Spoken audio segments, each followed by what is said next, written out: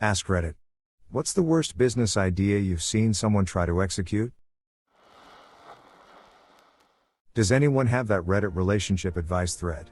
The one where the girlfriend is questioning her boyfriend's intelligence after his great business idea. Soup delivered to people's houses via pipes. There was a guy in my town that opened a business that was the equivalent of a brick and mortar version of Craigslist or newspaper classified ads. It was a unit in a strip mall with bulletin boards. You paid to put an ad up and other people came to look at the ads with a small picture. This was after Craigslist existed, not some pre-internet thing. There was no actual merchandise in the store, just crappy pictures of stuff with the contact info. It wasn't even a high-foot traffic location, you had to maneuver through a busy intersection, park and go inside to look at a bulletin board.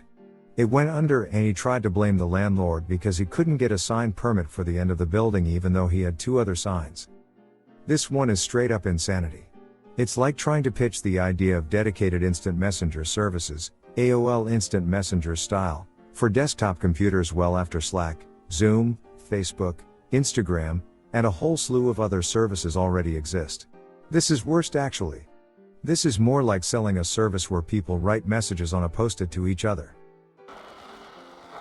Father-in-law drove 18 hours down to Florida to catch shrimp, filled his tiny car with tons of the shrimp and drove back.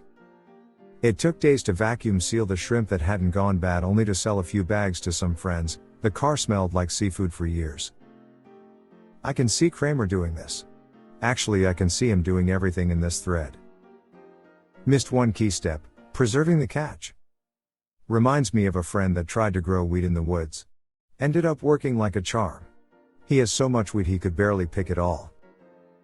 Filled multiple garbage bags with it. Loaded the bags into his car. Then, he didn't research properly and just let it sit. HR tried to smoke some wet weed, but as you can guess, it wasn't burning. A few days later it was covered in hot mold and the car smelled like a planet-sized skunk exploded in there.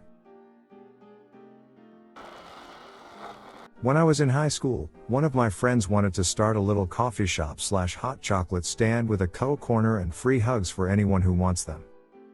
She offered jobs to our other friends, ex. The idea was that this little business would be operated and staffed by high schoolers. She failed to see the issue with having 16-year-old girls required give free hugs to customers or having to staff the cuddle corner. It could be very successful, but to all the wrong people. I love escorting people. I put an ad out for an escort service and got a lot of responses. Mostly creeps. Made a few friends. Dwight Schrute. Can't believe no one mentioned the guy who went on Shark Tank to pitch a Bluetooth earpiece that you got surgically implanted in your ear canal that you charged by sticking a needle in your ear while you slept. Monthly sex toy subscription. You would get a different sex toy each month, which is an okay idea I guess. There's one of those for everything nowadays, but the only problem this guy had is that he wanted the customers to eventually return the toy so he could pass it on to the next customer. He actually got in talks with an owner of a local sex shop to help him start, but the enthusiasm flattened out quite quickly. Remove the return part of it and you have kinky loot box. With the right marketing I think you could make decent cash, assuming you had adult industry connections to sex toy manufacturers and could get your ads on Pornhub, probably big dollar signs. Returning used dildos though. Not a profitable idea. Who the fuck would want to use a community dildo? Edit, I'm not kink shaming anyone. The notion of shared sex toys among strangers is a public health issue.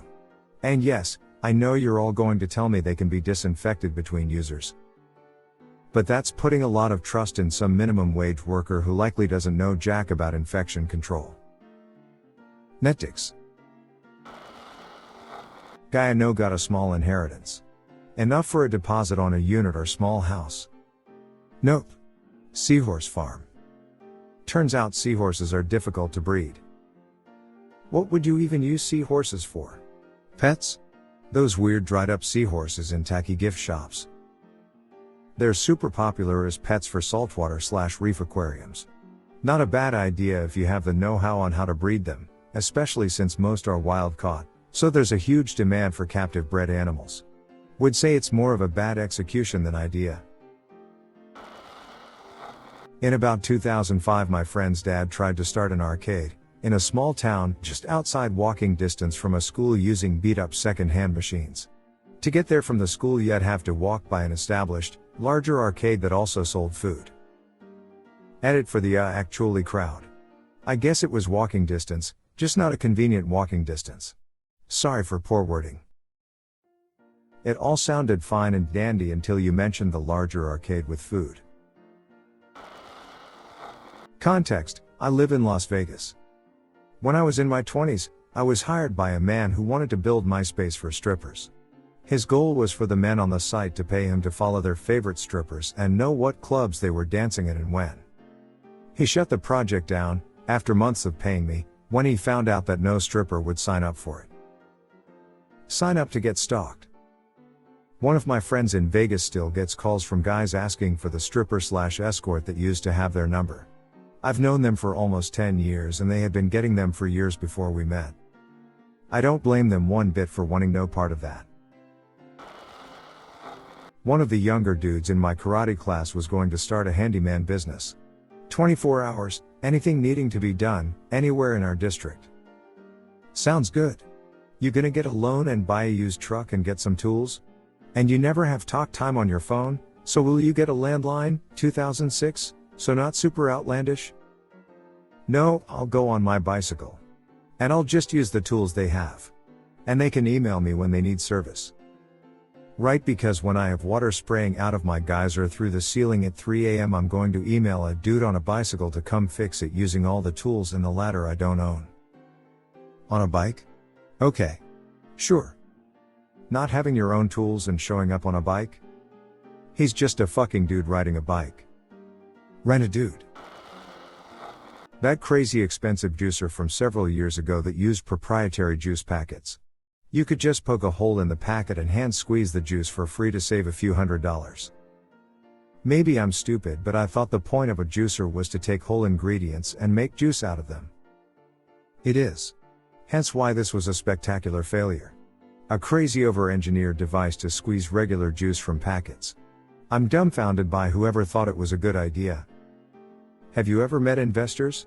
I can absolutely see why it got through investors. It's like a juicer, but on a subscription plan. Zero further technical details included. No, I haven't. Sounds like I need to start making dumb inventions so I can get some money. Dude bought 150k fidget spinners at the height of the craze. It took months to ship out from China, and by the time all his shit arrived, the mania had ended and the retail price was already near his original wholesale price. Fucking guy still has fidget spinners today. I guess he may eventually do okay on it. But goddamn. I get trying to capitalize on a popular trend, but 150k is ridiculous. Even when it was at its peak, everybody pretty much knew it wouldn't last. It literally appealed to people with short attention spans. Thank you for listening to another B-Town Reddit Stories episode. Hit the subscribe button and check out our channel for more stories.